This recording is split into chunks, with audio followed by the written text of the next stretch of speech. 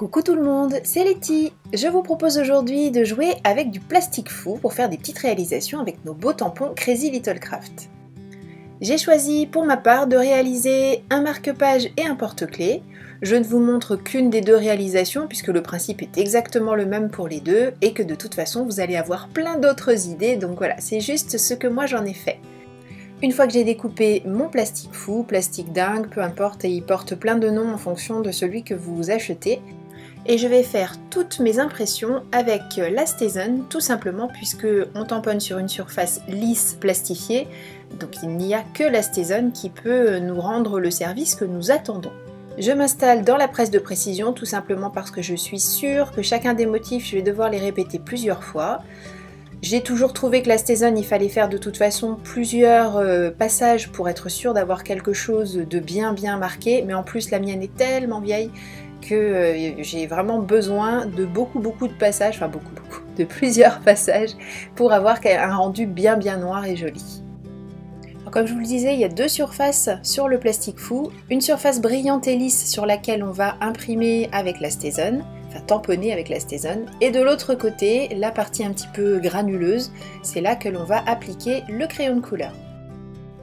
Une fois que j'ai fini d'utiliser mes tampons, bien sûr, je les nettoie. J'utilise le produit spécifique pour la STAZON, là de l'eau seule ne suffirait pas.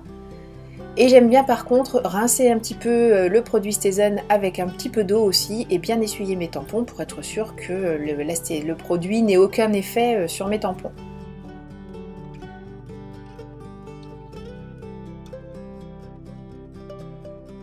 Je complète les différents motifs et sentiments que j'ai choisis avec des petites flèches. Je ne vais bien sûr pas en mettre tout autour de mon cadre, j'en dispose un groupe par côté de mon marque-page, puisque celui-ci ce sera un marque-page. J'ai choisi cette fois d'utiliser seulement un bloc acrylique parce que le fait que ce soit éventuellement mal imprimé entre guillemets ne me dérangeait pas, au contraire j'avais envie que ce soit présent mais pas trop, donc le fait qu'éventuellement ce ne soit pas complètement noir partout c'était plutôt pas mal. Et je complète avec nos fameux zigouigouis, parce qu'on ne change pas une équipe qui gagne. Et j'utilise là un feutre indélébile, et à main levée, je fais mes petits zigouigouis de flèche en flèche pour former un cadre tout autour de la création.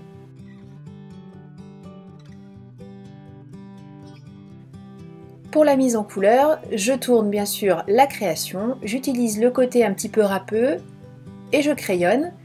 Alors il n'y a pas besoin d'en mettre beaucoup du crayon, tout simplement parce que de toute façon ça va devenir beaucoup plus soutenu au niveau des teintes une fois que ce sera cuit.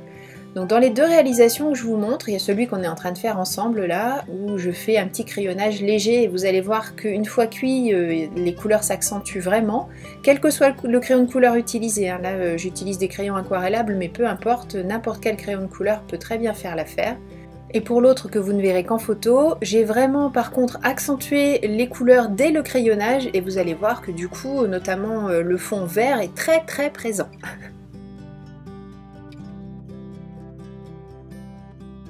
Une fois que tout est mis en couleur, on fait les dernières petites modifs que l'on souhaite apporter. Finalement, j'ai opté pour des coins arrondis, comme je l'avais fait pour l'autre créa que vous allez voir en photo. Et j'ai aussi ménagé un petit trou puisque je veux glisser une ficelle pour, comme je vous l'ai dit, en faire un marque-page. Alors le trou, je le fais pas si petit que ça. Sur ma crocodile, je choisis le plus gros des deux, tout simplement parce qu'une fois de plus, ça va rétrécir et donc le passage de la ficelle va être vraiment tout petit une fois cuit. Alors la méthode de cuisson traditionnelle c'est au four, mais comme moi je voulais que vous voyez un petit peu ce qui se passe et j'adore ce passage où tout se tortille dans tous les sens pour s'aplatir finalement, épaissir, enfin je m'amuse bien, oui, enfin, vous le savez, vous me connaissez maintenant. Hein. Donc normalement la méthode traditionnelle c'est au four, mais comme vous le voyez on peut aussi utiliser le pistolet à chaleur. Alors j'avoue le résultat est un petit peu moins joli, puisqu'on a tendance à rester peut-être quelquefois trop longtemps à certains endroits. Bon, le résultat est moins sympa qu'au four quand même, mais au moins là je pouvais rester sous la caméra parce que j'ai pas encore essayé de filmer dans mon four. Bien sûr j'ai accéléré la vidéo, mais sachez qu'en tout et pour tout il aura fallu à peu près 3 minutes pour qu'on obtienne le résultat final. J'aurais tout à fait pu faire cette opération directement sur la plaque de verre, mais comme vous le voyez, régulièrement je soulève.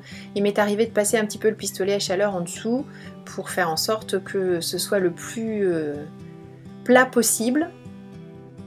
Alors faites attention, si vous touchez la création avec les doigts, bien sûr c'est très chaud. Et une fois qu'on a fini de cuire, moi j'aime bien mettre un petit truc lourd dessus pour que ça reste vraiment plat. Et voilà, une fois refroidi, donc ça a bien rétréci, je vais vous montrer la taille du plastique dingue de départ, voilà, et on obtient ça au final.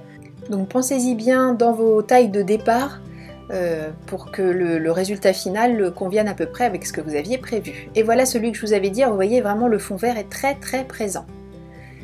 Le premier, j'en ai fait un petit porte-clés et celui-ci donc un marque-page. Je glisse une petite ficelle récupérée lors d'achat de vêtements. Je sais que Elise vous en a parlé il y a peu dans une de ses vidéos. Je fais pareil qu'elle depuis bien longtemps aussi.